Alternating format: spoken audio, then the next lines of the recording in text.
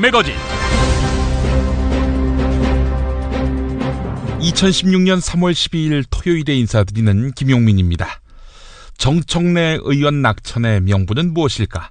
새누리당 투표층이 더불어민주당을 지지하지 못하는 걸림돌로는 정청래 의원 같은 초강경파가 있기 때문이라는 주장에 근거해 있는데요. 과연 정청래 의원을 낙천시키면 더민주의 외연 확대가 가능할까? 어제 김용민 트위터에서 설문을 진행했습니다. 4,571분이 밤 10시까지 참여한 설문에서 3%만 그렇다, 여당 지지자가 더민주 지지할 것이다, 이렇게 답했고요. 반면에 97%는 아니다, 여당 지지자는 변함없이 새누리당을 찍을 것이다 라고 답했습니다.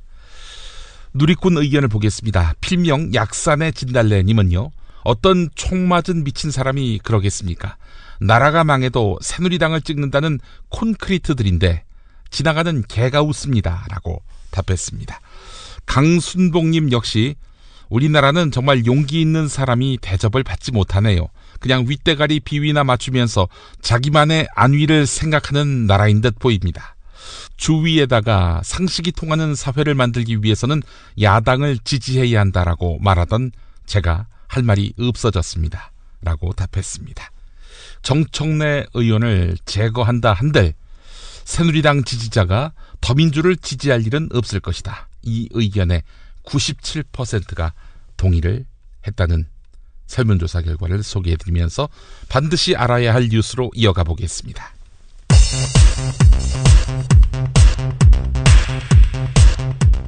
국민의당 김한길 의원의 지역구인 광진갑에 대해서 더불어민주당이 야권연대를 염두에 두고 발표를 보류했습니다.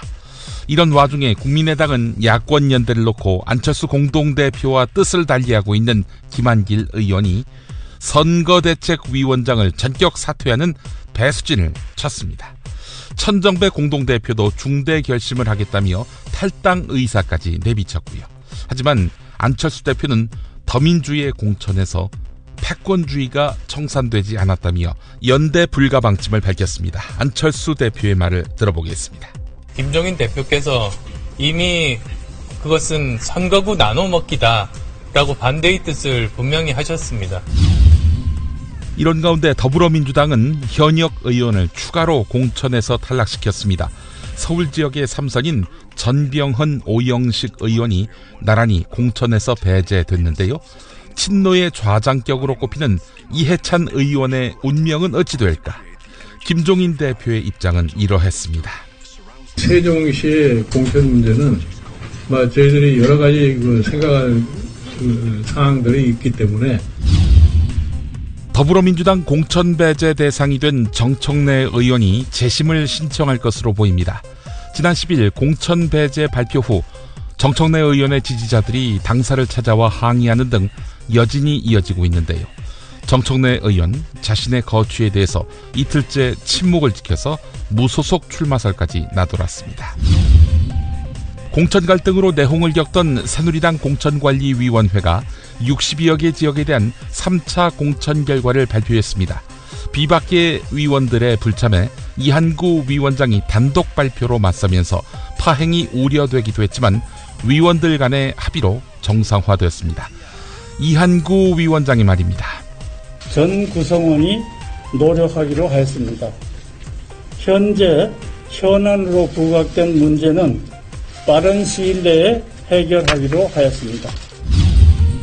금융위원회가 입법 예고한 금융정보분석원법의 시행령 개정안에는 개인의 금융정보를 요청할 수 있는 기관 명단에 국가정보원이 추가됐습니다. 기존엔 검찰과 경찰 그리고 국세청 등만이 필요에 따라서 심의위원회를 거쳐서 정보를 열람할 수 있었습니다. 국정원의 권한 남용을 우려하는 목소리도 나옵니다.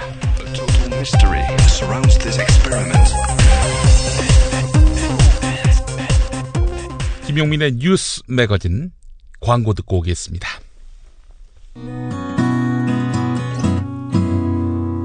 안녕하세요. 조광래 중고차 대표 조광래입니다. 중고차 하면 조광래, 조광래 하면 중고차. 중고차를 믿고 거래할 수 있는 조광래 중고차입니다. 대표번호 1800-9538. 다시 한번 1800-9538. 오늘도 웃는 하루 보내세요. 고맙습니다.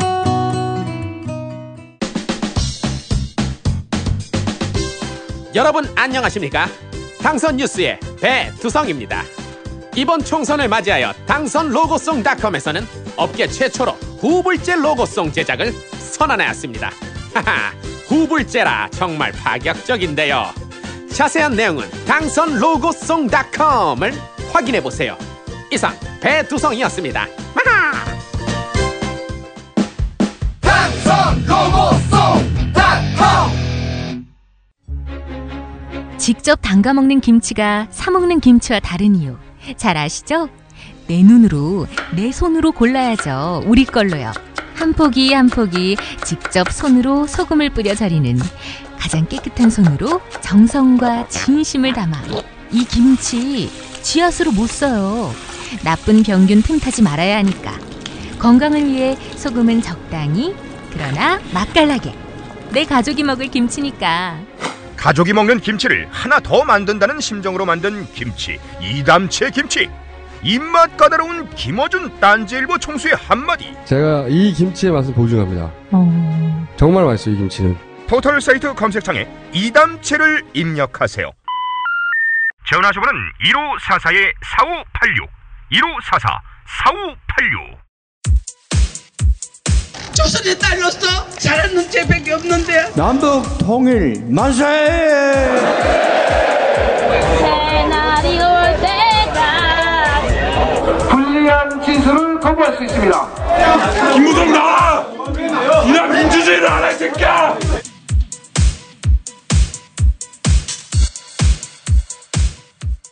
뉴스는 현장이다. 오늘은 김어준 딴지일보 총수의 정청래 의원 컷오프에 관한 총수 성명으로 시작하겠습니다. 이 내용은 한겨레 TV 김어준의 파파이스에도 동시에 송출됩니다. 사람들이 대체 야당은 어디서 뭘 하고 있냐고 답답해할 때 야당 여기 있다고 손들고 나와 맨 앞줄에 섰던 게 정청래 의원입니다. 맨 앞줄에 서 있느라 사방에서 날아오는 화살 참 많이 맞았습니다. 그렇게 남들 대신 고슴도치가 됐더니 그게 보기 싫다는 사람들 많다며 이제 물러나라고 합니다. 이건 아니죠. 의리가 없으면 염치라도 있어야지. 이제 손 들어야 할 때입니다. 정청래 계속 보고 싶은 사람 여기 있다고, 많다고 전화를 하십시오. 당신들 잘못 생각한 거라고. 미쳤냐고. 김어준이었습니다. 홍창선 더불어민주당 공천관리위원장이 공천에서 배제한 정청래 의원을 미국의 막말 대선 후보 트럼프에 비유하면서 정청래 의원의 막말은 챔피언 수준이라고 언급했습니다. CBS 라디오 김현정의 뉴스쇼와의 인터뷰에서 홍창선 위원장은 사회자가 정청래 의원의 막말은 귀여운 수준이라고 말씀하신 것으로 안다. 그렇다면 딱히 낙천할 사유는 없지만 반대 여론을 고려해서 어쩔 수 없이 정청래 의원을 컷오프한 거냐라고 물었습니다. 이에 대해서 홍창선 위원장이 어떤 말을 하는지 들어보시죠. 어제 막말 수준에 대해서 정 의원 막말은 귀여운 수준이다 이렇게 홍창선 위원장님이 말씀하신 걸 제가 봤습니다. 일문일답에서. 예. 그럼 홍창선 위원장은 그분의 막말이 귀여운 수준, 그러니까 별거 아니다라고 생각을 하면서도 여론을 여러 가지 반대층 고려하고 할 때 어쩔 수 없었다. 예. 제 말씀은 귀엽다는 게 괜찮다는 게 아니라 다른 사람 거보다 이 사람은 챔피언 수준이 된 거죠. 미국의 도널드 트럼프처럼. 그런데 시원하다고 그 사람은 계속 올라가니까 그 당에서 부담된다고 저걸 끌어내려야 되겠다고 지금 야단이라는 거 아닙니까? 도널드 트럼프처럼 지금 시민들한테, 국민들한테 비춰지고 있다 이런 판단을 하셨다고요?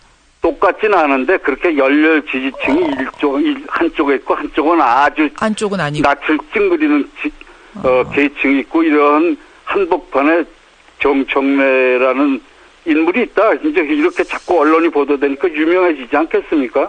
알겠습니다. 그런 것들이 저도 안타깝죠. 왜 그렇게 발언을 해가지고 저런 빌미를 주나. 고쳐야지요, 그거. 정청래 의원이 이 컷오프 있기 전에 SNS에다가 사과도 하고 앞으로는 정말 조심하겠다 이야기도 했고 게다가 지금 지지층이 이렇게 거세게 항의를 할 경우에는 반발할 경우에는 뭐 당원 탈퇴도 이어지고 있다고 하죠. 이 정도라면은 그럼 번복의 가능성 여지가 있습니까? 저는 그 핵심 지지층이 어제 당사 앞에 와서 재고를 해달라 이런 의사 전달을 하러 왔습니다. 옛날 같으면 당사가 막 부서지고 난리가 났을 거예요.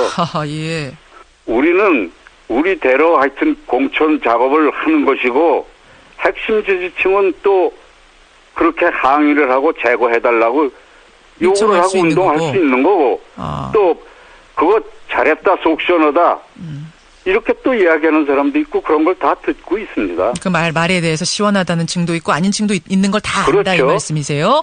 자, 그럼 제가 번복이라는 이야기 대신 재고라고 여쭙겠습니다. 재고의 여지는 있는 건가요? 예, 저는 모든 분들이 다 억울하다고 그러고 나는 승복하기 어렵다. 옛날 같으면 탈당 강목으로 부시고 별일이 다 있지 않습니까?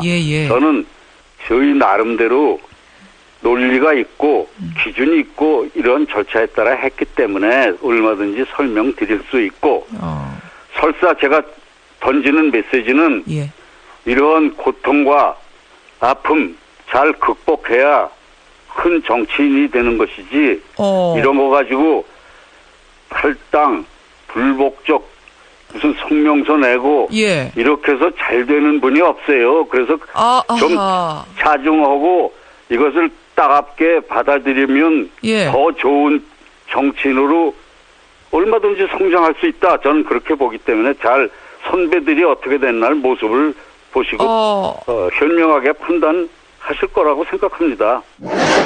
네, 이번에는 서울 마포울 정청래 의원 지역구의 주민을 만나보겠습니다. 상암동 주민인 최준식 씨 연결돼 있습니다. 최준식 선생님. 예. 안녕하세요. 예. 자, 이번 정청래 의원에 대한 컷오프 어떻게 보셨습니까?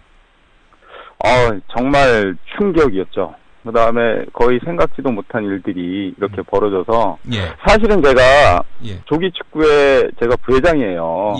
그래서 정청래 의원님을 사실은 그 저번 주 일요일 날 뵀습니다. 저희 시문식 때 이제 오셨는데요. 사실 그때까지도 지금 며칠 안 됐지 않습니까? 그렇죠. 그래서 지금 뭐 동생들이나 아니면 형님들 중에는 그냥 무소속으로 일단 나왔으면 좋겠다. 그래서 복당했으면 좋겠다. 정청래 의원 같은 경우는 저희 지역구에선 사실 번호가 필요가 없거든요. 그 뭐 1번, 2번 이런 건 의미가 없습니다. 정청래 의원 아니고서도 더불어민주당 간판으로는 누구라도 당선된다. 이렇게 그거는 아닐 겁니다. 분명히 투표를 안 할 거예요. 많은 사람들이. 그리고 일단 정청래 의원 같은 경우는 일단 지역 사업을 굉장히 잘하세요.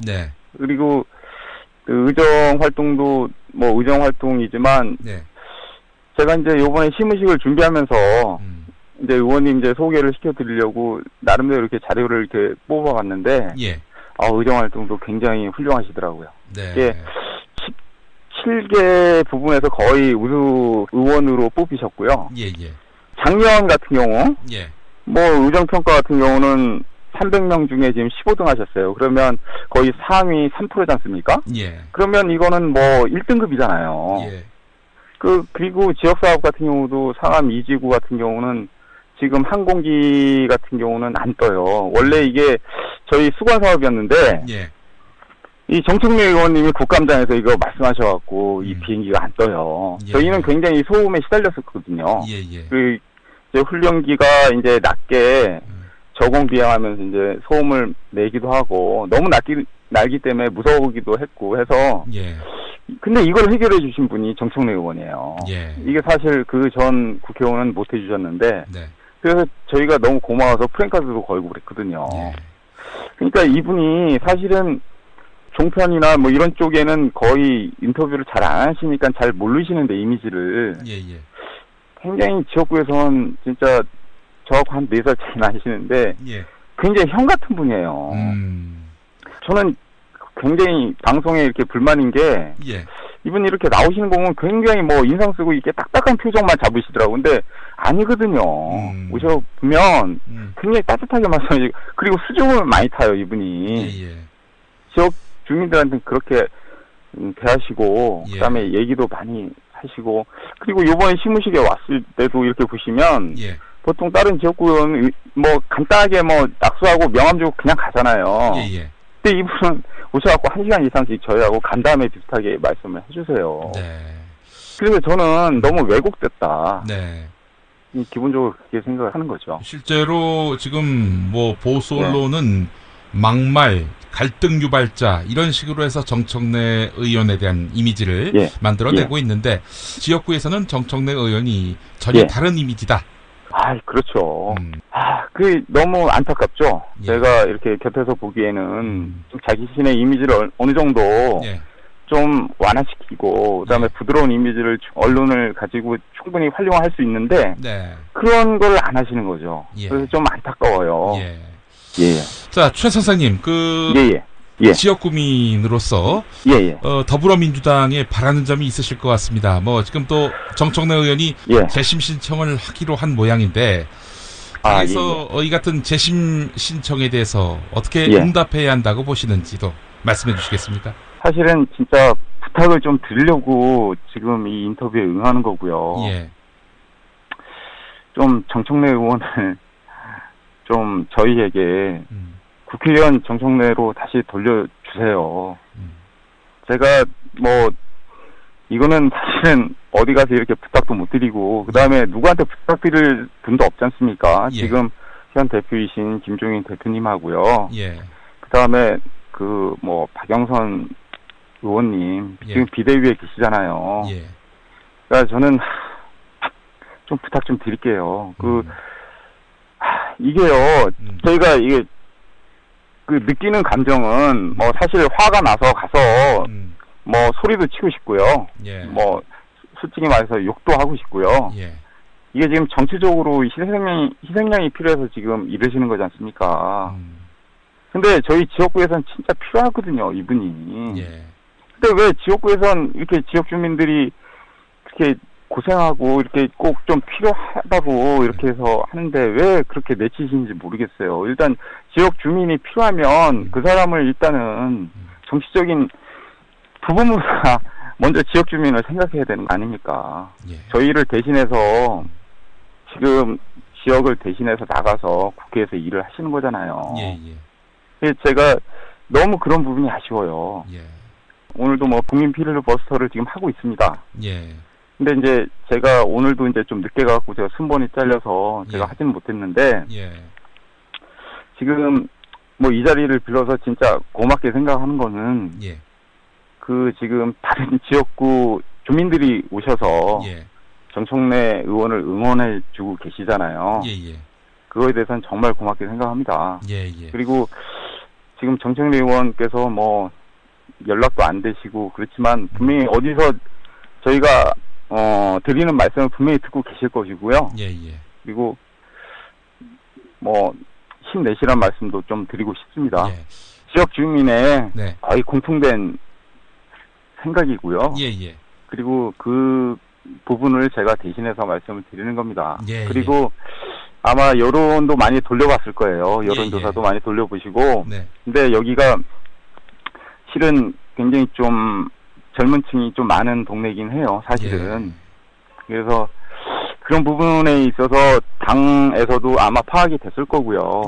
아마 많이 감안을 하신다고 하면 그런 부분에 있어서 좀 더 좀 숙고를 해주시고요. 그리고 부탁드립니다. 저희가 어디서 드릴 말씀이 없어요, 어디다. 말씀 잘 들었습니다. 최준식 선생님 고맙습니다. 고맙습니다. 김한길 국민의당 공동선대위원장이 선대위원장직에서 전격 사퇴했습니다.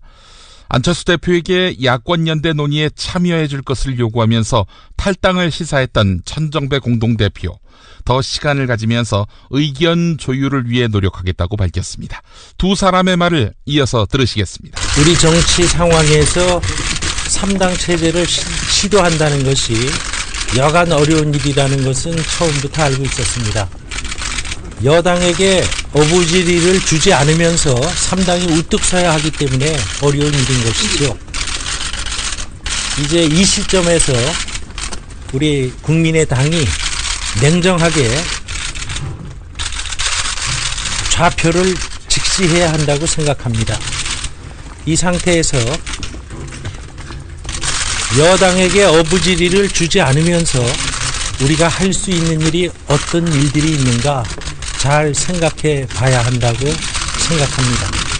공동대표 두 사람 사이에 이견이 있기 때문에 그동안에는 제가 그 이견이 있다는 사실을 외부에 알리지 않고 늘 의논해 왔습니다만은 이제는 더 이상 그럴 수는 없는 상황입니다. 그래서 이견을 조정하기 위해서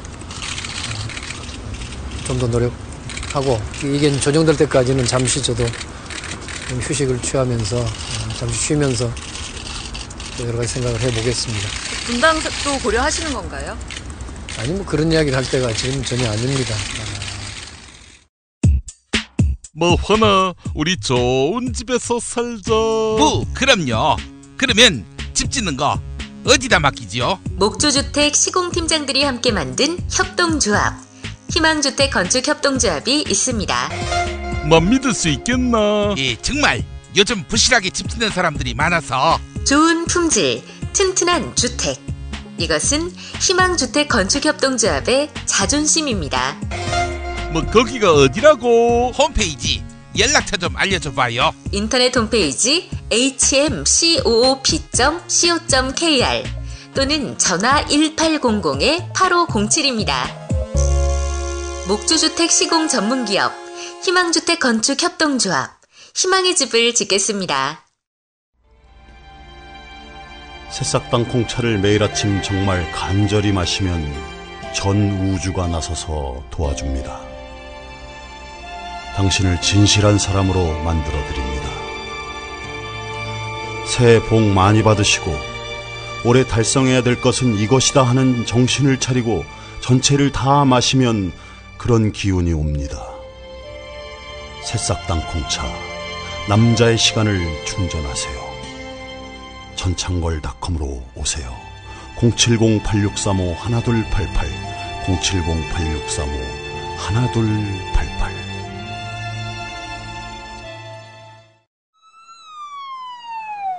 아유, 저 사고 큰데 사람이 많이 다쳤겠어요. 아니, 저 차량은 뭐가 그리 급하다고 과속 운전에 끼어들기까지 하나?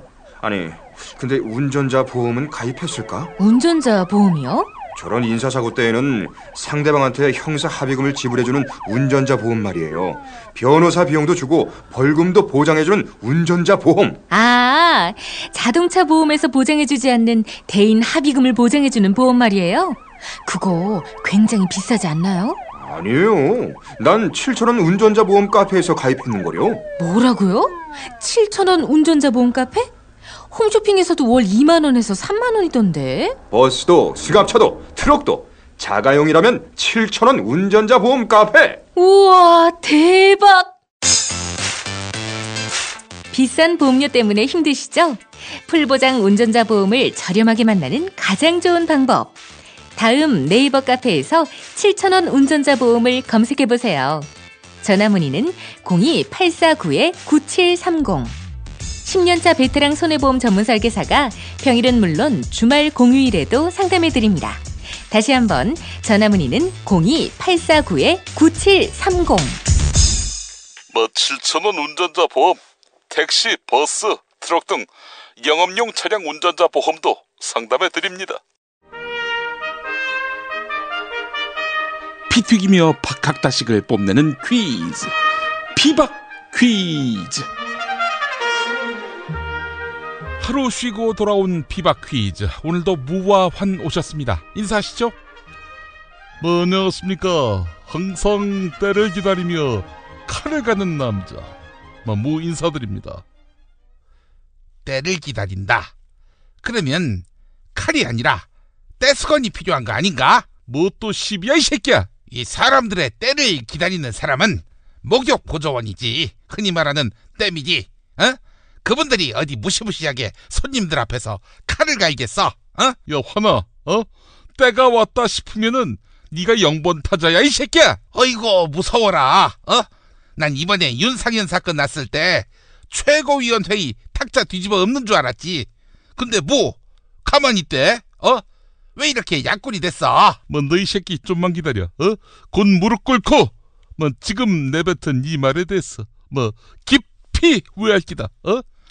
뭐 상상할 수 없을 정도의 엄청난 보복이 널 기다릴 기다.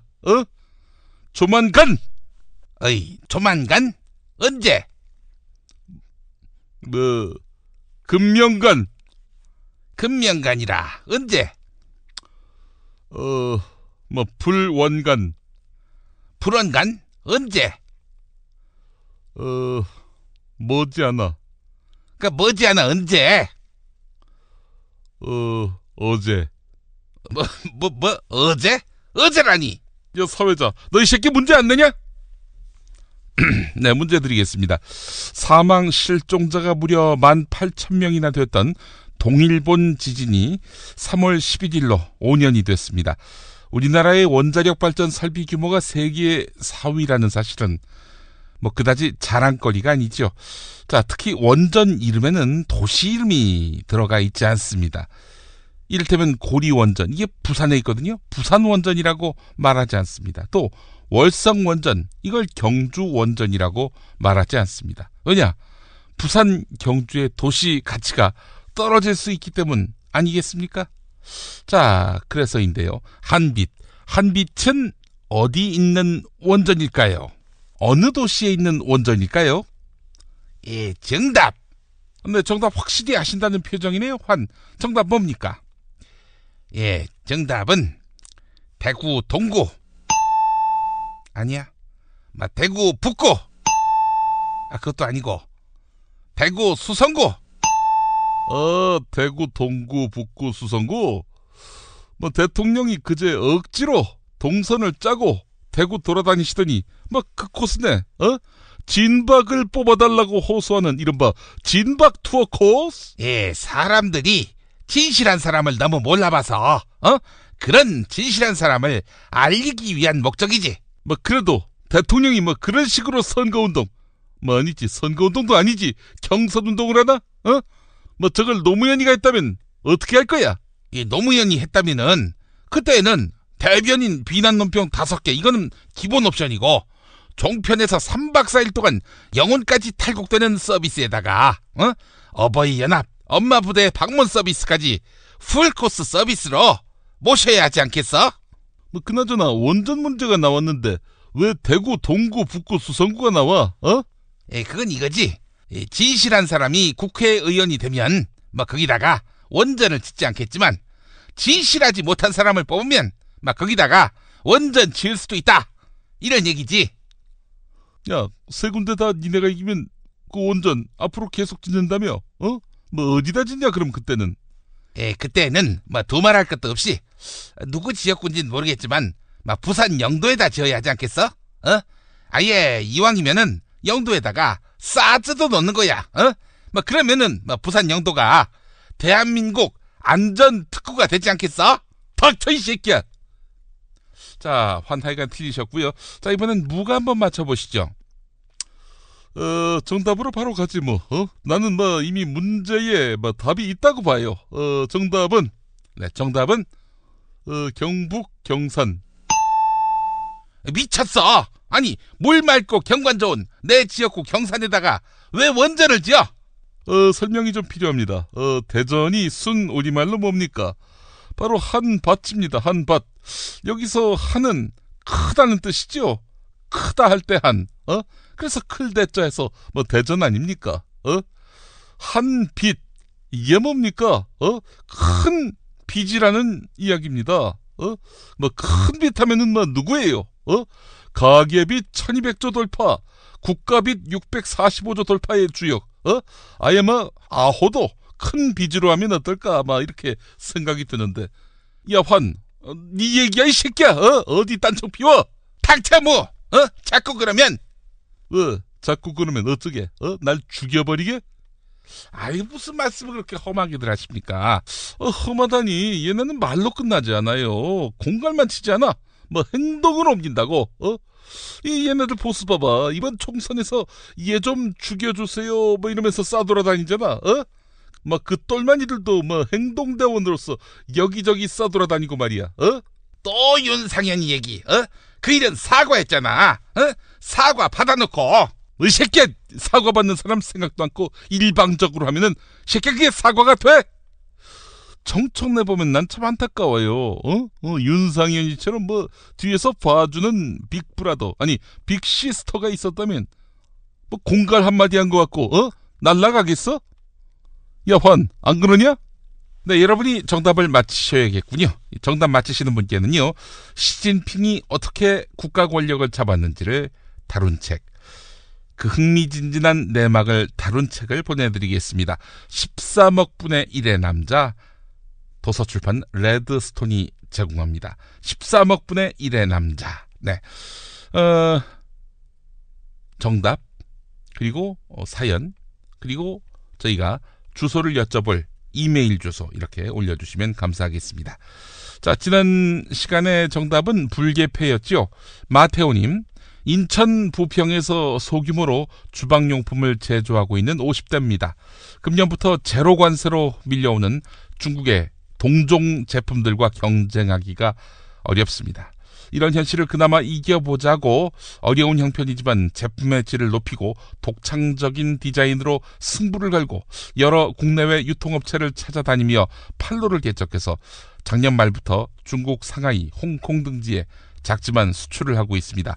현재는 많지 않은 수출이지만 중국 전역으로 확대할 수 있도록 노력하겠습니다. 맨 끝자락에서 지금의 중국의 수장이 된 시진핑을 통해서 중국을 좀 더 알고 싶습니다. 라는 글을 보내오셨습니다. 대성하십시오, 마테오님. 응원하겠습니다. 난징13님, 정답은 불개패입니다. 감사합니다. 안녕하세요. 김용민 브리핑을 애청하는 20대 취업준비생입니다. 중국어 전공을 하고 있어서 중국에 대한 관심이 많아서 최근 라디오 광고에서 듣고 읽어봐야겠다 이렇게 생각하고 있었는데 사은품으로 정해졌다는 소식을 듣고 응모하게 됐습니다. 수많은 정보의 홍수 속에 현대 사회를 살아가면서 놓치기 쉬운 꼭 필요한 정보, 뉴스들을 매일 브리핑 해주셔서 감사합니다. 수많은 정보의 홍수 속에 현대 사회를 살아가면서 놓치기 쉬운 꼭 필요한 정보, 뉴스들을 매일 브리핑 해주셔서 감사하게 생각하고 있습니다. 라고 이렇게 또 격려해 주셨습니다. 진심으로 감사드립니다. 박근혜 왜 저러지? 문재인, 김무성, 안철수는 또 왜 저러지? 뉴스로는 알 수 없는 진짜 정치 현장 이야기. 한겨레 정치팀 기자들이 취재 수첩을 낱낱이 공개합니다. 본격 정치관찰 팟캐스트. 언니가 보고 있다. 팟빵에서 언니를 검색하세요. 정치 한 건에서 시간입니다. 오늘도 한겨레 정치부의 정치바 김태규 기자 나와 있습니다. 김 기자님. 예, 안녕하세요. 예. 자, 정가가 지금 여야 모두 내홍으로 시끄럽습니다. 예. 네. 우선 새누리당부터 살펴볼까요? 비주류 공천관리위원인 황진하 사무총장과 홍문표 사무부총장, 이 사람들이 이한구 위원장의 독단적인 회의 운영에 반발을 하면서 지금 보이콧을 하던 상황이었는데요. 예. 예, 어제 오전에 이한구 공천위원장이 3차 공천심사 결과를 발표했습니다. 그러니까 황진하, 홍문표 없이? 홍문표 없이 한 거죠. 아하. 뭐라고 얘기를 했냐면, 오늘 이 하는 발표는 어제 두 분이 계실 때, 황진하, 홍문표 두 의원이 계실 때 대략 합의한 내용이고, 예. 워낙 급한 상황이기 때문에 선거 준비를 외면할 수 없다. 그리고 이런 말을 또 덧붙였습니다. 두 사람은 자꾸 이상한 행동을 하는 것뿐이다. 두 분이 참석하지 않아도 심사는 계속한다. 이렇게 얘기를 했습니다. 예. 이분에 대해서 이제 황진아 사무총장은 기자들한테 이한구 위원장이 계속 그렇게 할 거면 위원장직을 이제 사퇴해야 한다 이렇게 얘기를 했고요. 예. 그래서 이 위원장의 그 공천 발표에 대해서 김무성 대표는 여전히 묵묵부답이었습니다. 예. 나중에 한꺼번에 이야기하겠다. 그래서 이제 말을 아꼈고요. 예. 일각에서는 뭐 윤상현 불출마 이 정도 선에서 친박과 비박 간의 그 갈등이 봉합되지 않겠냐. 예. 이런 얘기도 있는데 예. 그건 이제 관측일 뿐이고 아직까지 뭐 윤상현 의원을 날린다. 이런 얘기는 지금 없습니다. 그런 분위기 자체가. 날리기 쉽지 않잖아요, 사실은. 예, 일단 뭐 박근혜 대통령의 총애를 받는 그 실력자이고 네. 어찌 보면 본인의 그 전화 통화에서도 나왔지만 지금의 판을 다 쥐고 흔들고 기획하는 그 마쿠 배우 실력자라는 점을 본인의 입으로 증명한 거 아니겠습니까? 그렇죠. 그렇기 때문에 날리긴 쉽지 않을 것 같고요. 근데 그 저녁 6시에 예. 그 이한구 위원장과 그리고 예. 황진아 사무총장 예. 이런 분들이 기자회견장에 나타났습니다. 그래서 같이 고개를 숙이면서 예. 공관위 운영 갈등 사항을 비친 점이 좀 송구하다. 이한구 위원장이 이렇게 얘기를 했고 예. 더 많이 소통하겠다 이렇게 얘기를 했습니다. 그리고 황진아, 홍문표 의원 두 분은 예. 그 공관위에 예. 회의에 복귀하기로 일단은 이제 봉합인 것처럼 이제 밖으로 이제 보이는데요. 예. 실제로는 지금 해결된 게 하나도 없는 그런 상황인 거죠. 계속 그런 상태로 지금 가고 있습니다. 누가 먼저 돌아오겠다고 한 겁니까? 그럼 돌아오라고 한 건가요? 돌아오라고 했는데 돌아간 거죠. 이렇게 자꾸 독단적으로 회의 운영하면 공관위 회의에 참석하지 않겠다고 황진아, 홍문표 두 의원이 얘기를 했는데 예. 이한구 위원장은 자꾸 이상한 짓 하지 말고 계속 돌아오라고 한 거고 다시 돌아온 거죠. 황진아, 홍문표 두 김무성 대표 쪽 공천관리위원 2명이요. 네. 만약에 안 돌아오면은 내 마음대로 하겠다. 이런 식의 엄포가 전달된 건 아닐까요? 이미 마음대로 한 거죠. 이미 마음대로 해서 그 어제 오전에 3차 공천 심사 결과 발표를 한 것이고 예.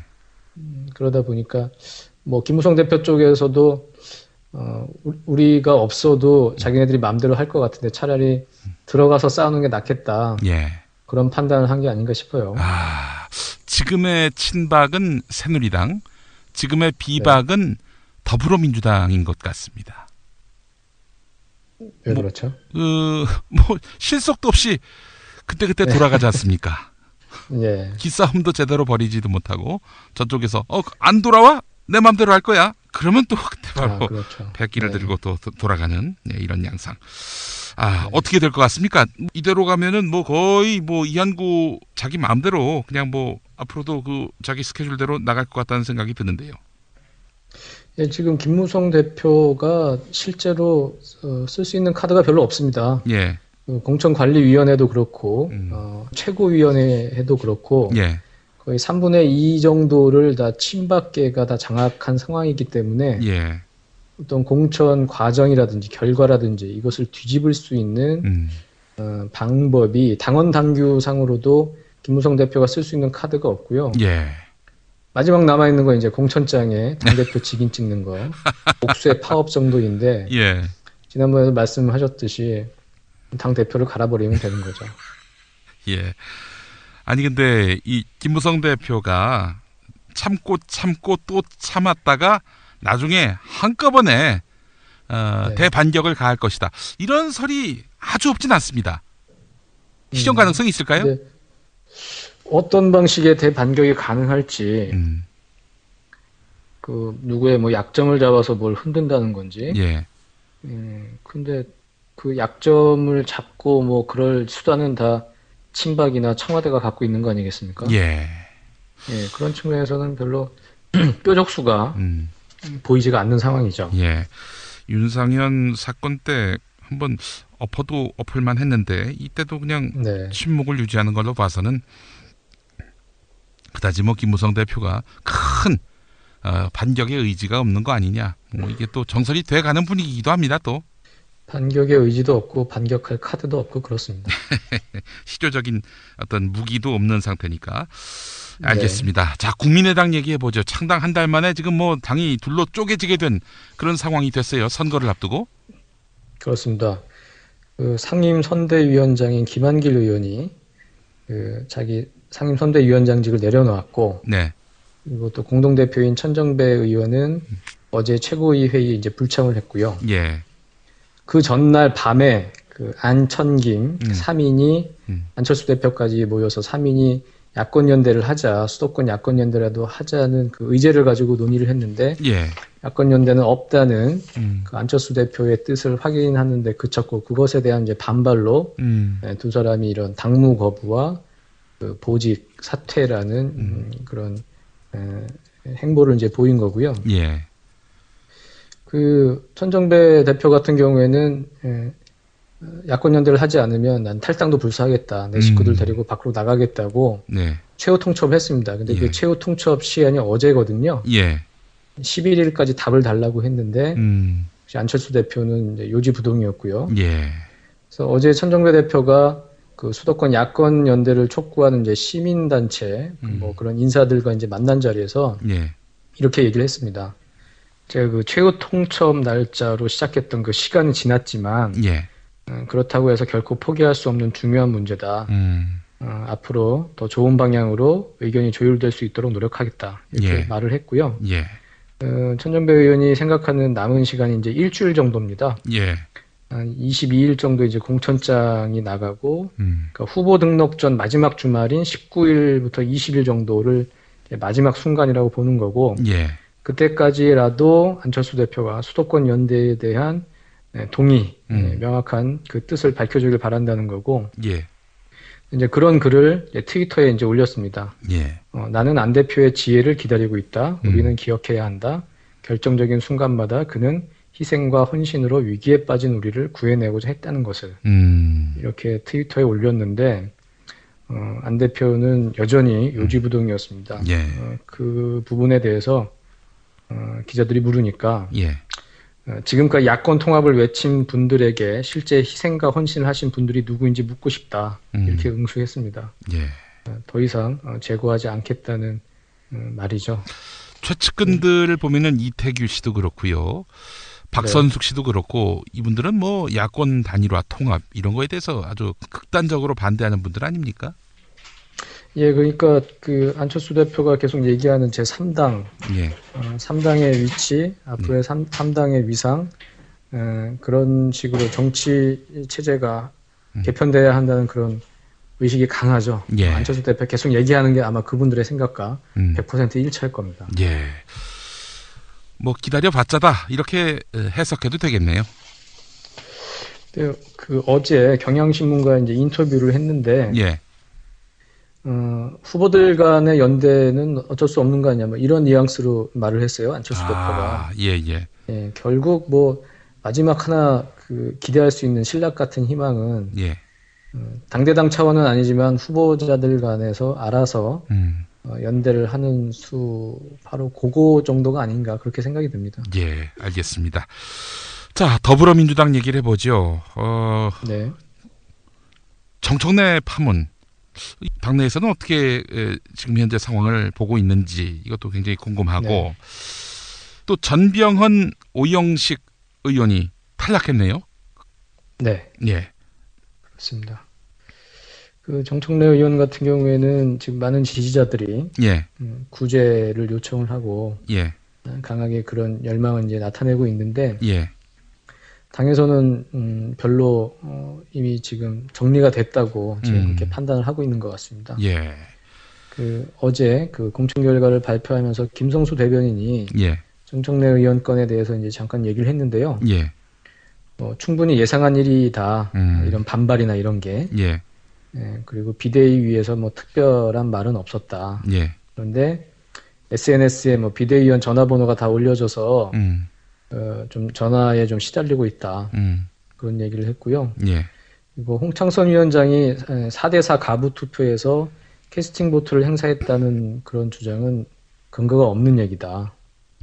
뭐 이렇게 얘기를 했습니다. 예. 그래서 이미 다 예상했던 반발이고 그렇기 때문에 이 부분이 이렇게 다시 번복될 가능성은 없다는 당의 분위기를 이제 전달을 한 거고요. 예.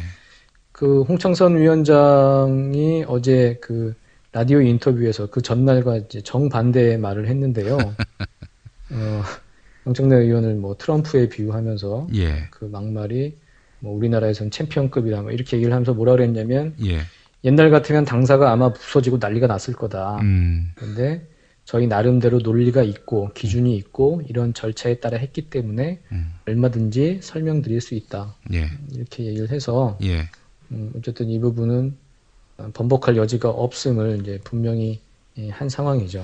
최재성 의원이 김종인 대표를 만나서 자기 나름의 어떤 구제안을 제시했고 김종인 대표가 여기에 긍정적인 반응을 보였다.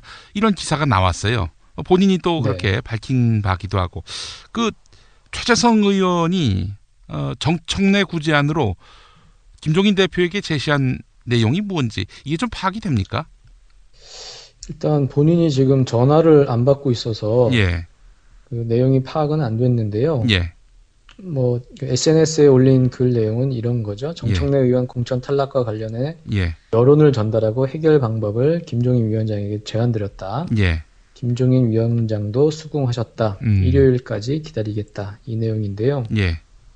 뭐 수긍이라는 단어가 뭐 여러 가지 해석이 이제 가능할 것 같고, 이제 본인의 평가인 거고요. 상대방의 평가인 거고. 근데 지금 당내 분위기나 이런 걸 다 종합을 해보면 김종인 위원장이 이것을 극적으로 이걸 받아들여서 번복하거나 그럴 가능성은 상당히 좀 낮아 보입니다. 지금 그 마포을 지역에 전략 공천한다는 거 아닙니까? 얘기 들어보니까 김기식 의원 또 조웅천 전 비서관 이분들이 거론되던데 뭐 전략 공천은 언제쯤 이루어진다는 거죠? 전략 공천 일정이 지금 나와 있지는 않고요. 아직 그 지역구 공천도 지금 마무리가 안 됐잖아요. 현역 의원도 남은 분들이 몇 분 계시고 그렇기 때문에 딱 언제라고 딱 꼬집어서 이제 말할 수는 없을 것 같습니다. 알겠습니다. 전병헌 의원 5선 아닙니까? 3선이죠. 아, 3선임. 아직 3선인가요? 전병헌, 오영식 의원 다 3선입니다. 아, 그렇습니까? 뭐 그래도 중진인데 전병헌, 오영식 의원 뭐 이번에 컷오프가 됐습니다. 어째서 그런 일이 발생한 거죠? 전병헌 의원 같은 경우에는 보좌관의 그 정치자금법 위반 사건이 있었습니다. 검찰 수사도 받았고 이제 그런 부분에 대해서 그 공관위에서 이제 본인한테 소명을 요구를 했는데 소명이 좀 부족했다고 그래요. 그러니까 보좌관이 수사를 받고 형사처벌을 받았지만 전병헌 의원한테도 책임이 있다는 게 이제 공관위원들의 이제 판단이었던 것 같고요. 오영식 의원 같은 경우에는 지역구 경쟁력, 여론조사가 별로 좋지 않아서 그래서 그 공천 탈락했다고 그렇게 얘기를 하고 있습니다. 그렇군요. 자, 언니가 보고 있다. 이번 주 이제 올라왔습니까? 이미 올라왔습니다. 이번 주 주제는 두 가지인데요. 우리가 계속 일주일 동안 얘기했던 윤상현 그 막말 욕설 파문의 주인공 윤상현 의원은 어떤 사람인지 개인 인성이라든지 캐릭터 그리고 박근혜 대통령과의 관계 이런 게 하나고요. 또 하나는 그 정청래 의원이 탈락했는데 그것에 대한 어떤 당내의 내부 분위기 이런 것을 저희 한겨레 정치팀 기자들이 말씀을 드렸다고 합니다. 기대가 되네요. 한번 들어보겠습니다. 김태규 기자님 한 주 동안 고생하셨습니다. 감사합니다. 저희 다음 주에 뵙도록 하겠습니다. 자기는 정말 훈남이고 자상하고 스마트한데 그런데 잠잘 때는 아니야. 정말 아니야. 진짜 엽기야. 그럴 수밖에요. 그렇게 코를 골아대는데 본의 아닌 결례 이제 그만. 간편하고도 반영구적인 코골이 방지기구 24,000원이면 됩니다. 심한 코골이와 수면 무호흡 걱정 마세요. 99% 감소 효과를 보장합니다. 검색창에 코골이 119, 코골이 119를 입력하세요. 문의는 1566-0783. 코골이 119는 의료기기 제조 수출업체 메디슬립에서 만듭니다.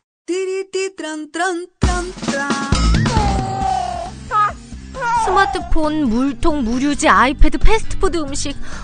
승용차니 지저분해요. 이게 섞이지 않도록 몽땅 넣을 수 있는 멀티 포켓 어때요? 한 손으로 스마트폰 보면 팔이 아파요. 목에 거는 스마트폰 거치대, 이거면 고민 끝. 우와, 아이디어 장렬.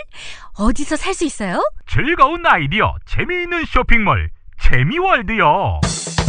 스마트폰, 텔레비전, 냉장고 이런 건 안 팔아도 가려운 곳 긁어주듯 빛나고 즐거운 아이디어 상품이 365일 파격 세일 중이랍니다. 거기가 어디라고요? 재미월드입니다. 구글, 네이버 다음에서 재미월드를 입력하세요.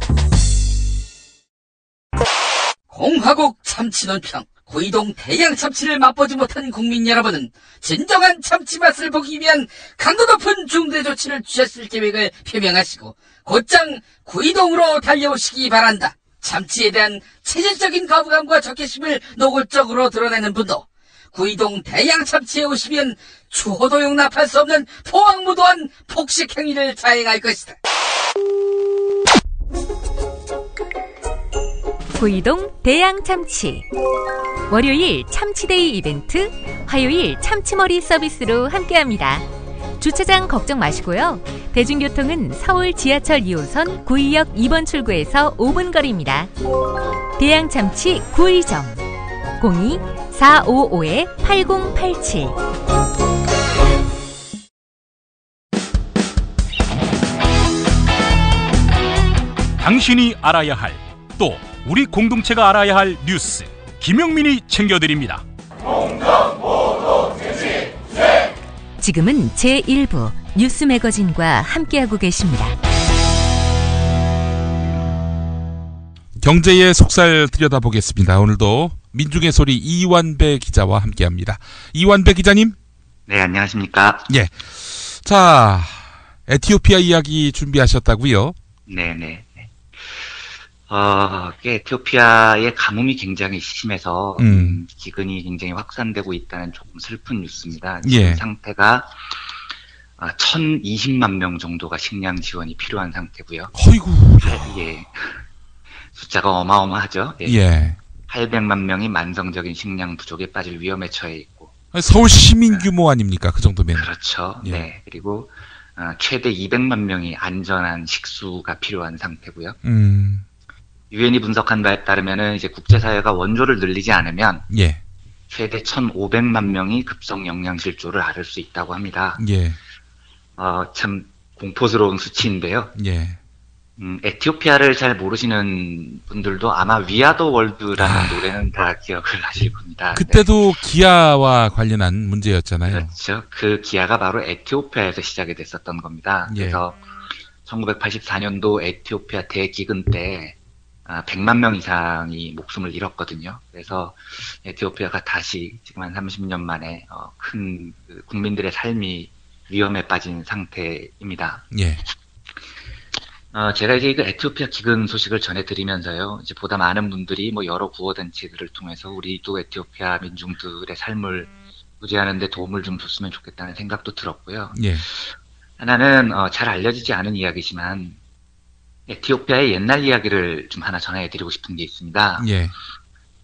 에티오피아라는 나라는요, 사실은 역사를 살펴보면 굉장히 재미있는데, 뭐 오늘은 이제 역사 이야기는 많이 빼고요. 그러니까 에티오피아는 아프리카 국가 중에 뭐 약간 과장을 하면 프라이드 오브 아프리카, 그러니까 아프리카의 자존심 같은 국가입니다. 그래서 이탈리아와 두 번의 큰 전쟁을 승리로 이끌고, 예. 아프리카 국가 중에서는 거의 유일하게 식민 지배 기간이 굉장히 짧습니다. 예. 그래서 아프리카의 자랑, 자존심 이렇게 불리는 나라죠. 근데 에티오피아가 15세기였었던 경우로 제가 기억이 됩니다.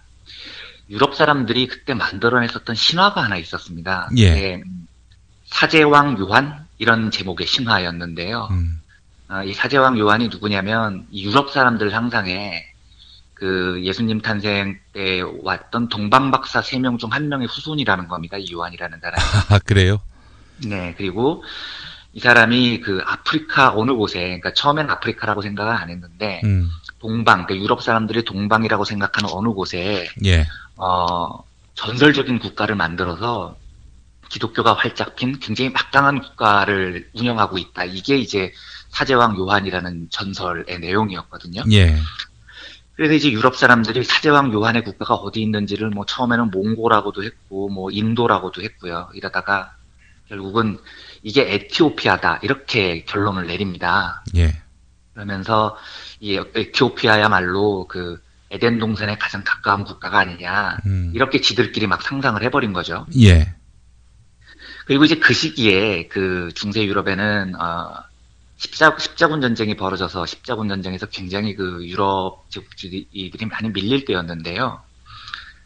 그때 이 사제왕 요한의 전설이 유난히 많이 퍼져 나갔었던 이유는 사제왕 요한을 만나서 우리가 결합을 해서 아프리카 남북으로 위에서는 유럽이 아래에서는 사제왕 요한의 군대가 아프리카 북부와 아랍 지역을 침공을 양면 협공을 하면 이슬람 이교도들을 몰아낼 수 있다. 이런 근거 없는 환상을 자기들이 재생산을 해낸 겁니다. 예.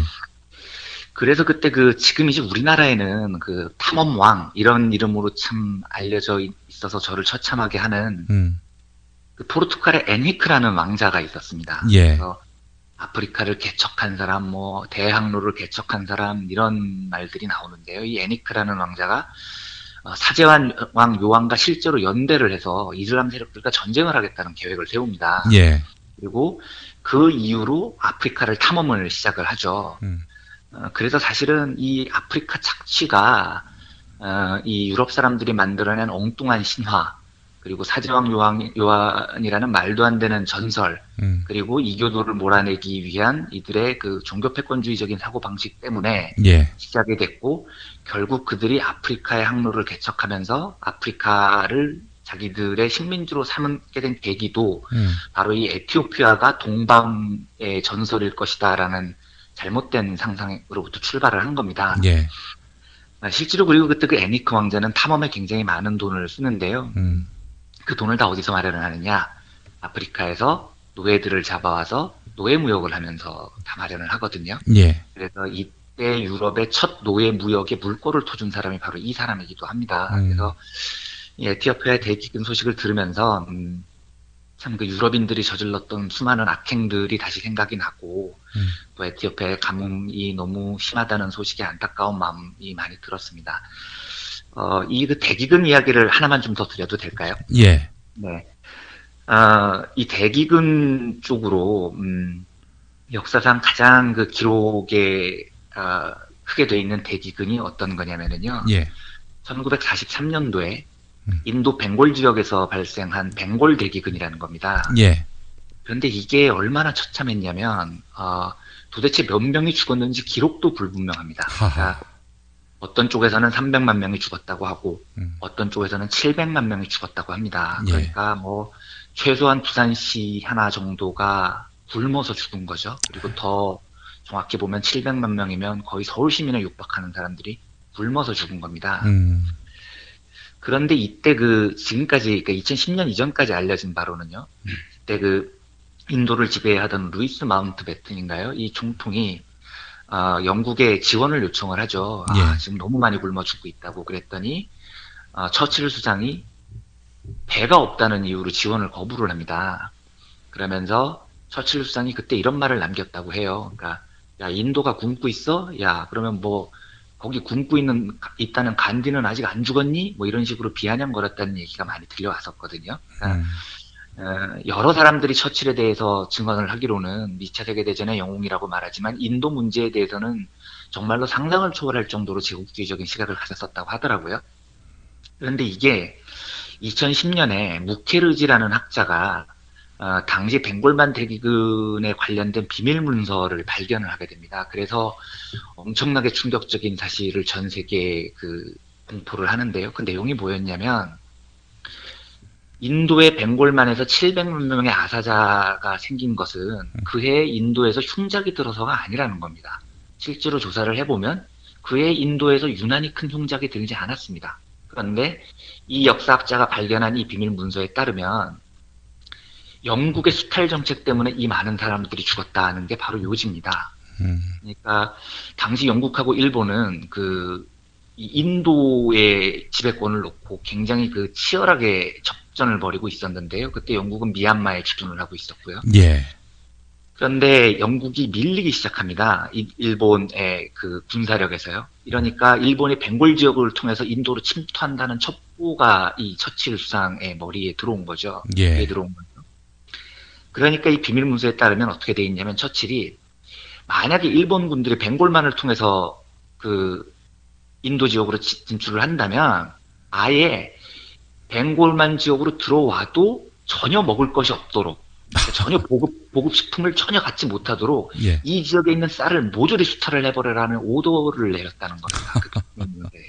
그래서 그 쌀 수탈이 시작된 다음에 일본군의 진출 경로를 막기 위해서 그 지역의 쌀을 전부 다 가져가 버리고 거리에 아사자들이 넘쳐나고 700만 명이라는 많은 사람들이 죽는데도 영국의 중통이나 지역 관료들이 영국의 구호 식량을 요청했는데도 처칠은 냉정하게 거절을 했다는 게 바로 그때 비밀 문서의 내용이었고 이게 전 세계적으로 알려져서 굉장히 큰 충격을 준 적이 있었습니다. 참 참담합니다. 제가 말씀드리려는 말의 요지는 예. 지금 이제 전 세계적으로 가난한 나라, 그리고 기아에 허덕이고 있는 나라, 그리고 결국은 이 사람이 죽어도 제가 표현이 좀 어떨지 모르겠지만 죽어도 교통사고로 죽으면 한 번에 죽는 건데 예. 굶어서 죽는다는 건 너무너무 고통스러운 거거든요. 정말로요. 예. 예. 그러니까 그 고통이 한 번에 죽지 못하고 죽음을 기다리면서 굶주림에 처한다는 건요. 그런데 이 대부분의 기아의 원인은 사실은 제국주의들의 수탈이 본질이었다는 말씀을 드리고 싶은 거고요. 예. 그런 면에서 이런 기아들의 책임은 결코 그 나라 국민들만이 져야 될 문제가 아니고 전 세계적으로 특히 그 수탈의 원인을 제공했던 쪽에서 많이 해결을 해야 되지 않을까 하는 강한 생각을 가지고 있습니다. 뭐 구체적으로 도와주진 못한다 하더라도 네. 양심의 가책 정도는 좀 느껴줬으면 좋겠다는 그렇죠. 생각이 듭니다. 네, 네, 정말 가책은 느껴야죠. 네, 그런 것도 없는 것 같아요. 네. 예. 자, 경제의 속살. 자, 경제의 속살 함께 하고 있는데요. 54개 기업들이 동시에 주주총회를 연 모양이죠?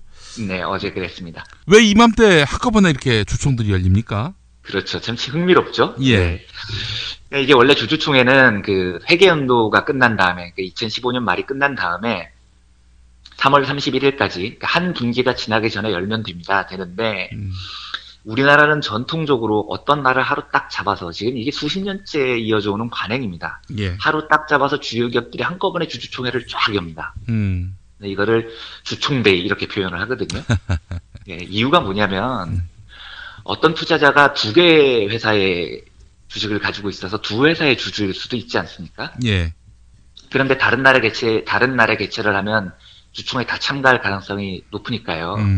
한날 한시에 동시에 열어서 오지 말라는 거죠. 그러니까 주주총회장이에요. 예. 예. 그래서 실제로 그런 취지입니다. 그래서 어제 같은 경우는 삼성 계열사 13곳이 일제히 동시에 주주총회를 열었습니다. 그래서 예. 주주 중에 한 분이 실제로 거칠게 항의를 했다고 해요. 내가 삼성 주식을 여러 곳에 갖고 있는데 이런 식으로 하루에 다 열어버리면 소액 주주는 어떻게 주주총회에 동시에 참석을 해서 우리 의사를 밝히란 말이냐. 이렇게 실제로 어제 그런 항의가 있었다고 하고요. 예.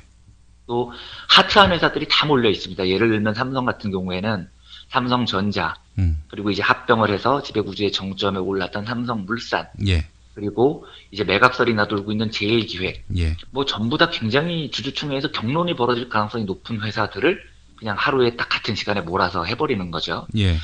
참 뭐 아둔한데요. 근데 어쨌든 어제 주총에서는 주주들이 의견을 좀 상당히 활발하게 낸 모양이더라고요. 그래서 삼성전자 주주총회는 실제로 3시간 반 가까이 진행이 됐고요. 물론 이제 회사 쪽에서 원하는 대로 다 가결이 됐지만 예. 전자표결도 3건이나 일어났었고 소액 주주들의 목소리가 그래도 상당히 강하게 표출이 됐다고 합니다. 네. 한국 재벌을 보는 관점에 대해서 제가 이제 한번 2012년에 한국의 굉장히 뛰어난 경제학자분들께서 논쟁을 한번 했었다는 이야기를 말씀을 한번 드린 적이 있었는데요. 예. 제가 그 세 조류가 있습니다. 세 조류가 있는데 시간 관계상 다 소개는 드리지 못할 것 같은데 큰 줄기가 어떻게 되냐면 이제 강원대 이병천 교수님, 예. 그리고 정태인 칼폴라니 연구소장님 이런 예. 분들이 경제민주화론을 주장을 하시는 분들입니다. 이완배 기자님 좋아하시는 분들이네요. 네, 그렇죠. 예, 그렇습니다. 예. 그리고 또 한 부류가 이제 어떤 분들이냐면 그 장하준 교수님, 그리고 정승일 박사님 이런 분들이 표현이 조금 그런데 재벌 대타협론 이런 주장을 하시는 분들입니다. 예. 그리고 이제 나머지 한 부류의 장하준 교수님의 사촌 형님이시죠. 장하성 교수님. 이분은 이제 주주 자본주의론 이런 그 이론을 가지고 계신 분인데요. 예. 일일이 다 이제 소개를 드리기는 조금 어렵습니다만 장하성 교수님 같은 분은 어떤 스타일이시냐면 예. 주주 자본주의의 원칙대로 재벌을 견제하자 이런 주장을 하시는 분이십니다. 그래서 우리가 소액 주주가 돼서 주주총회에 참석을 해서 소액 주주의 권한으로서 재벌을 견제를 하자. 이게 예. 이제 장하성 교수님께서 하시는 가장 중요한 주장이시고, 예, 그래서 실제로 장하성 교수님은 장하성 펀드를 만들어서 재벌 지배구조를 개선하겠다는 것을 실천적으로 한번 해보기도 하셨죠. 예. 장하성 교수님은 그런 스타일이십니다. 실패로 돌아갔잖아요. 네, 그렇죠. 결국은 잘 안 됐습니다. 물론 장하성 교수님은 그것을 실패라고 생각하지 않는다고 인터뷰를 한번 하셨던데요. 사촌 동생인 장하준 교수님은 어떤 스타일이시냐면 자기 사촌형 이야기에 찬성을 하지 않습니다. 그러니까 주주자본주의의 원칙대로 재벌을 견제한다고 해도 해결되는 일이 아무것도 없다. 왜냐하면 만약에 주주들이 나서서 주주의 권한으로서 재벌을 견제를 한다고 하면 그 주주가 누가 될 가능성이 제일 높냐? 해외의 금융자본들이 될 가능성이 가장 높다. 그리고 이 금융자본들이 만약에 주주의 권한을 가지고 재벌들을 견제하게 되면 이 금융자본이라는 아이들은 절대로 고용을 늘리지 않고 투자도 늘리지 않고 배당으로만 기업들을 쏙쏙 빼먹을 놈들이기 때문에 오히려 주주자본주의의 논리에서 벗어나서 이 금융자본을 막을 방법을 연구를 해야 된다. 이게 이제 장하성 교수님의 주장이시거든요. 예. 그래서 막을 방법으로서 현실적으로 내세우시는 방법이 어떤 거냐면 국가와 시민사회가 재벌과 통크게 타협을 하자는 겁니다. 그러니까 너희들의 그 낮은 지분으로 재벌을 지배하고 있는 것을 인정을 해줄게. 너희들이 지분이 낮지만 너희 재벌들의 권한을 인정을 해줄게. 대신 투자도 늘리고 일자리도 늘리고 세금도 많이 내고 해서 국가에게 기여를 해. 이거를 사회와 재벌이 큰 틀에서 타협을 하자라고 주장을 하시는 겁니다. 그래서 이걸 이제 재벌 대타협론이라고 하는데요. 제가 이제 우선 그 주주총회를 보면서요. 그러니까 주주총회에서 경론이 있었다는 그 어제 뉴스를 들으면서 장하성 교수님께서 주장을 하시는 주주들의 권한을 강화해서 재벌을 견제를 하자고 말씀을 하신 것은 예. 이건 언젠가는 저는 이행이 될 거라고 봅니다. 그래서 이 주장이 우리에게 정말로 재벌 개혁을 하는데 당면한 과제라는 생각은 뭐 일단은 들지 않는다는 생각이 소액 주주들의 목소리는 점차 강화될 것이고요. 작년에 삼성물산 제일모직 합병 때 엘리언 매니지먼트가 들어왔듯이 예. 주주들이 자기들의 권한 목소리를 높이는 일은 점점 더 많아질 겁니다. 그래서 실제로 어제 주주총회에서는 대부분의 재벌들이 배당도 높이고 주주들의 권한을 더 강화해 주겠다면서 주주 친화적인 정책들을 굉장히 많이 발표를 했다고 하더라고요. 예.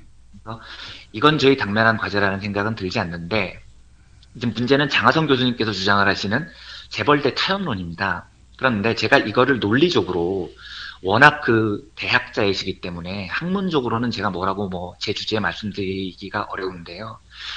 저는 이게 대타협론이 조금 껄끄러운 이유가 뭐냐면 재벌들이 타협하지 않을 거라는 확신이 있기 때문입니다. 타협을 할 이유가 없다는 거죠, 그 사람들이. 그러니까 서로 재벌과 대타협을 해야 된다는 장하준 교수님의 말씀이 맞다 하더라도 저는 궁극적으로 재벌과 싸워서 그 타협을 얻어내야 한다고 생각을 합니다. 그러니까 싸우지 않는데, 재벌을 비판하지 않는데 재벌들이 타협을 해줄 이유가 한 개도 없다는 게 제 확신입니다. 제가 알고 있는 재벌이라는 건요.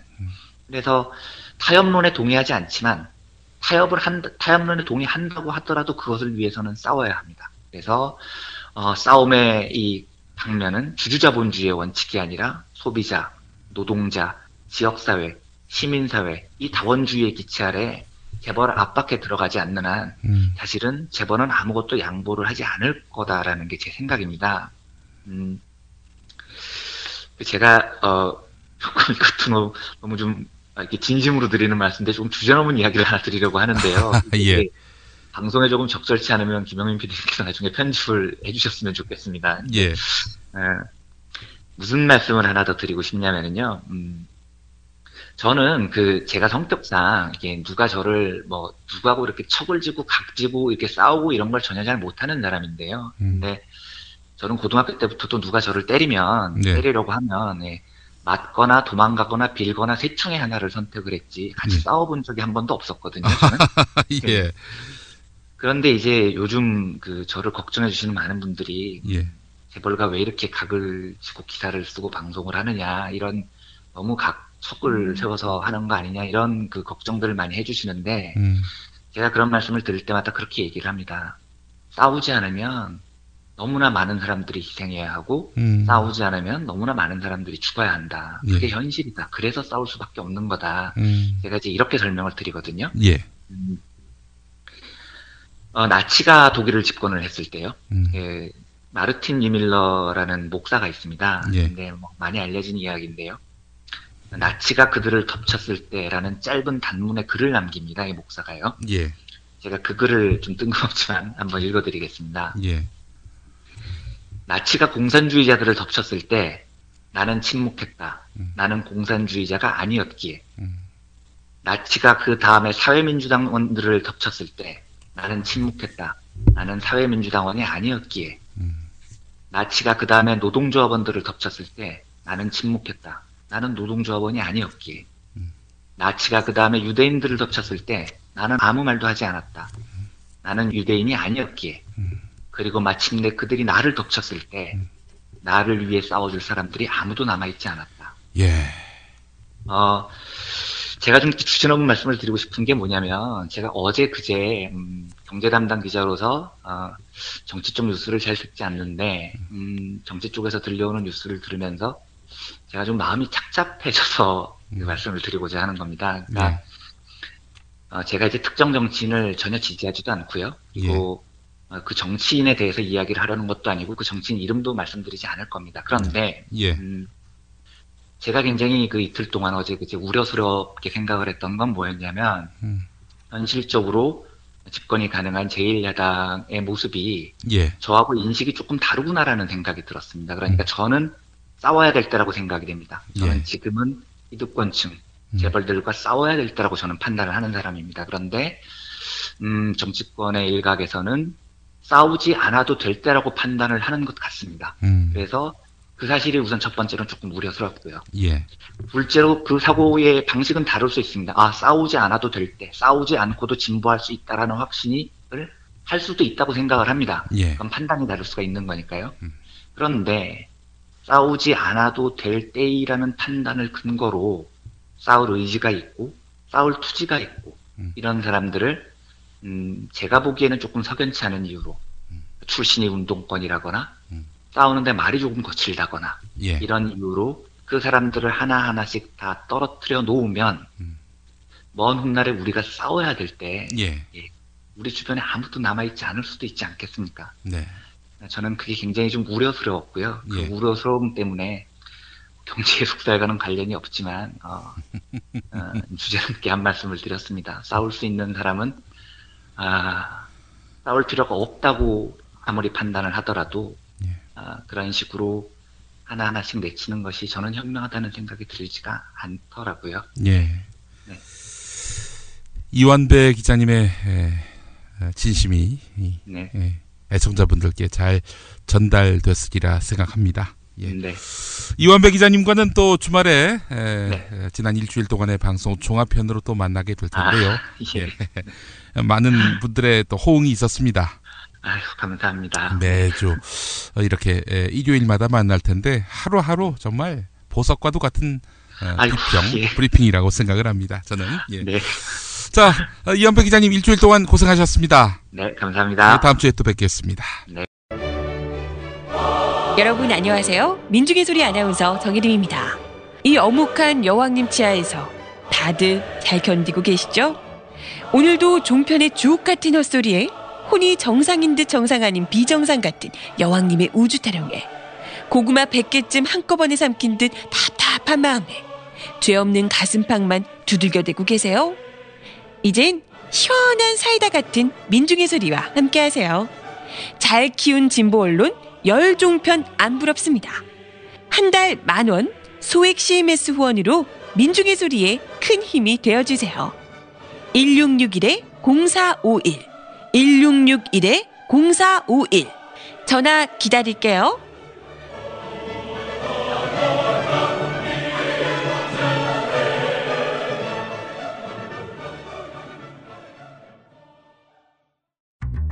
여섯 살 하늘이 밥을 잘 안 먹어요. 엄마, 나 이거 맛이 없어요. 그만 먹을래요. 엄마의 걱정은 점점 더해가는데요. 그런데 이때 택배입니다. 연지연 곰탕이 배달됐어요. 직접 도끼로 팬 장작불 위에 한우 사골과 도가니를 가마솥에 한가득 넣고 24시간 끓인 진구. 연지연 곰탕이 하늘이 입에 들어가는 순간 맛있다. 엄마 한 그릇 더 주세요. 하늘이의 밥도둑 연지연 곰탕. 조미료 같은 첨가물이 전혀 들어가지 않아 엄마의 기쁨은 더하답니다. 연지연 곰탕은 강화군에서 김포시 방향으로 강화대교 건너자마자 있습니다. 포장 판매는 한 팩 800g에 7,000원, 7팩 이상 무료 배송합니다. 주문 전화는 010-7252-1114 010-7252-1114.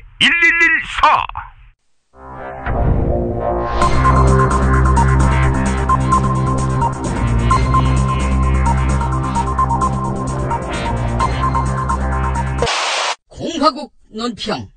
우리 사회가 민주주의 체제라고 믿는 철부지들을 경멸해 하시는 박근혜 동지께서는 그 미몽에서 깨어나지 못한 채 여전히 까불고 있는 극렬 정청래 지지자에 대한 강도 높은 국가적 중재 조치를 취하실 계획을 표명하시고 홍창선 등에게 구체적인 공격 방침을 제시하시었다.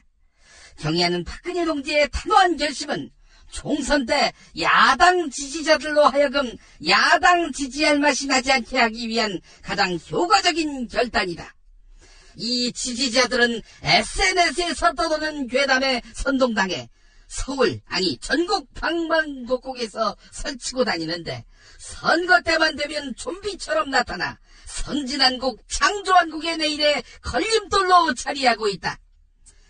특히 이들은 주류 언론은 물론이고 진보 언론의 무관심과 방관에도 불구하고 당연하고 정당하고 공의롭고 논리적이고 합리적인 정청래 퇴출에 대해 항거하며 말은 물론이고 행동으로서 위협을 가하고 있는데 박동지에 대한 체질적인 거부감과 적개심을 노골적으로 드러낸 추호도 용납할 수 없는 포악무도한 도발 행위를 자행하고 있다.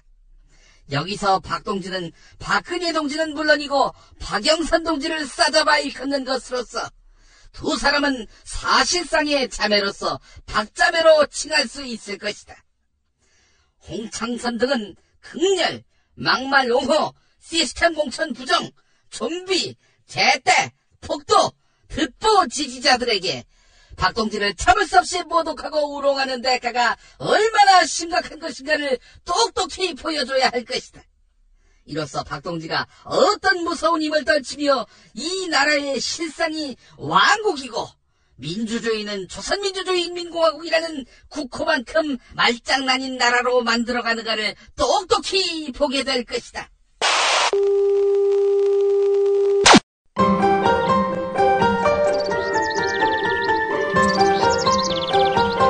오늘의 날씨. 주말인 내일도 다소 쌀쌀한 날씨가 이어지겠습니다. 대부분 지방의 아침 수온주는 영하권에서 시작하겠고요. 낮 기온은 서울이 7도, 대전 8도, 광주 10도 등 평년보다 2도 정도 낮겠습니다.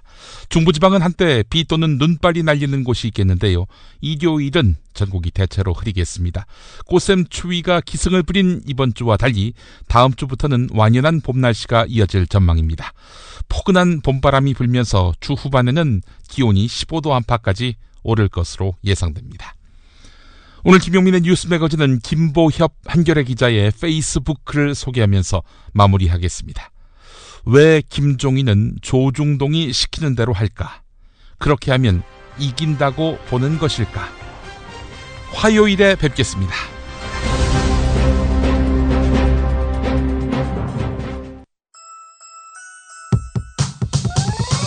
이번 방송 괜찮았나요? 작별의 여운 이렇게 표시해주세요. 다운로드하기, 댓글 달기, 구독하기, 별점 주기. 더 좋은 방송 만들어달라는 약속 이렇게 응원해주세요. 다운로드하기, 댓글 달기, 구독하기, 별점 주기. 기억하셨죠? 다운로드하기, 댓글 달기, 구독하기, 별점 주기.